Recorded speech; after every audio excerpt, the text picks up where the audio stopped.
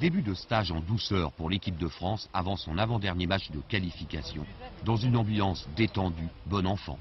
Temps plutôt clément à Clairefontaine pour ce début de stage préparatoire à France-Israël. Un match qui doit permettre aux Bleus de gagner définitivement leur billet pour les États-Unis. Pour une fois, Gérard Houllier n'a pas à trembler pour ses étrangers. Les championnats d'Italie et d'Angleterre faisant relâche pour cause de Coupe du Monde la semaine prochaine, Cantona, Papin et Sauzet sont au rendez-vous avec tous les autres sélectionnés. Le travail du sélectionneur est bien sûr facilité par la présence de ces étrangers, qui sont également satisfaits de se retrouver en famille. C'est mieux, parce qu'on prend pas le train en marche, je dirais. On arrive, on part au même niveau que les autres, parce qu'on sait que de toute façon le premier jour de stage généralement est un petit peu consacré à la récupération, on est un peu plus tranquille, et puis au fur et à mesure on monte en puissance, mais c'est vrai que ça fait énormément plaisir. Gérard Houllier a pu constater la bonne condition, tant physique que morale de ses joueurs. Comme d'habitude, en début de stage, les premiers entraînements sont basés sur la récupération, souffler avant de jouer.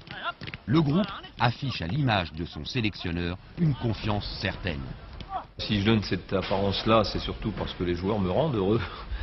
Mais je suis comme tous les sélectionneurs, c'est-à-dire que j'ai ma dose un petit peu d'interrogation et moi aussi de vigilance pour ne laisser rien traîner et pour mettre tous les détails de notre côté. Dans la petite dose d'interrogation figure Yuri Djorkaeff, le petit nouveau au nom célèbre. Le monégasque, très en vue avec son club, fait partie des joueurs qui peuvent prétendre devenir le futur meneur de jeu qui manque à cette équipe de France. Jouera pas, il est encore trop tôt pour connaître le choix de Gérard Houllier. En attendant, Yuri savoure son bonheur en suivant les conseils de papa. Il est très présent et c'est vrai que j'ai eu une petite pensée, petite entre parenthèses bien sûr.